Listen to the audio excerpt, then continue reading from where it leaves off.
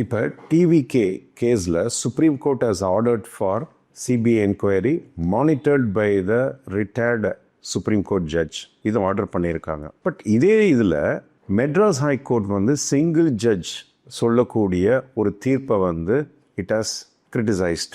என்ன அப்படின்னா, ஏன் அந்த ஜட்ஜ்மெண்ட்டை வந்து நல் அண்ட் வாய்ட் அது செல்லாது அதை ஓவர் ரூல் பண்ணுறாங்க அப்படின்னா, ரெண்டு விஷயம்தான். As a law student you should know jurisdiction, அதாவது அந்த கோர்ட்டுக்கு அதிகாரம் இருக்கா இல்லையா.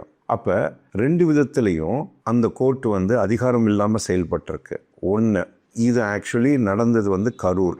இந்த கரூருடைய டெரிட்டோரியல் ஜூரிஸ்டிக்ஷன் வந்து மதுரை பெஞ்ச் ஆஃப் ஹைகோர்ட்டுக்கு தான் போகும். இன்னொன்று, அந்த நீதிபதி ஹேண்டில் பண்ண சப்ஜெக்ட் மேட்டர் இருக்கு இல்லையா, அது வந்து அவருக்குள்ள சப்ஜெக்ட் மேட்டர் இல்லை. இப்போ டெரிட்டோரியல் ஜூரிஸ்டிக்ஷனும் வராது, சப்ஜெக்ட் மேட்டர் ஜூரிஸ்டிக்ஷன் வராமல் நீங்கள் எப்படி இதை ஹேண்டில் பண்ணீங்க அப்படிங்கிறதான் சுப்ரீம் கோர்ட் கேட்டிருக்கு.